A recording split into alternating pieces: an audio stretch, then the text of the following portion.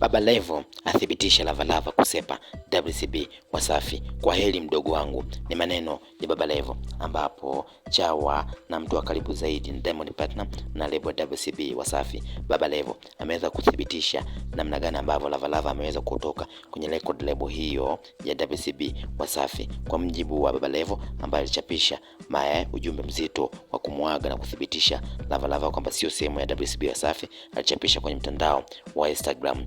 Katika maneno hayo Baba Levo anasema, thank you, safari njema mdogo wangu, una kipaji kikubwa sana Lavalava, na Watanzania watakuwa mashahidi kwa namna ambavyo mzee wangu Lukuga alikipigania kipaji chako kibadilike kuwa pesa. Kafanya kila namna ikiwemo kushirikiana na wewe kwenye nyimbo nyingi mno.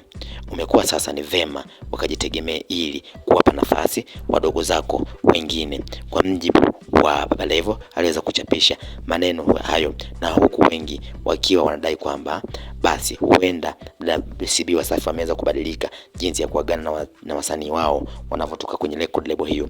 Baba Levo amekuwa ndiye mtu wa kwanza kutoa taarifa nyingi za wasanii wa WCB Wasafi kuliko record label yenyewe. Ikumbukwe kabla hata Mbosso hajaondoka usafini, Baba Levo ndiye alikuwa mtu wa kwanza kutoa taarifa hiyo, na sasa hivi ni zamu ya Lavalava. Kwa mjibu wa Baba Levo anasema label WCB Wasafi kupitia ukurasa wake wa Instagram amethibitisha kuondoka kwa msanii Lavalava ndani ya label hiyo kwa kumalizana mkataba wake, huku wengi wakidai kwamba Lavalava huenda basi amekuta yale ambayo anakuta wasanii wengine ambao wengi huwa wana saini mikataba, lakini baadaye mikataba hiyo kiona haina maslahi makubwa kwa label, basi anaamua kuwa huru.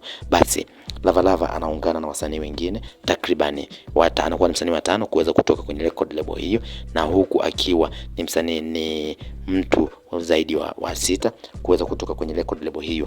Ikumbuke kwamba mtu wa kwanza kutoka alikuwa ni Rich Mavoko ambaye alitoka kwenye record label hiyo, akafuata Harmonize, lakini baadaye Rayvanny naye akawa ni miongoni mwa wasanii ambao waliweza kutoka kwenye record label hiyo, akafuata Mbosso akawa anatimiza idadi ya wasanii wanne waliotoka kwenye record label hiyo, na sasa Lavalava anakuwa msanii wa tano kutoka kwenye record label hiyo baada ya Baba Levo kuweza kuthibitisha na kumpa kongole na mkono wa kwaheri.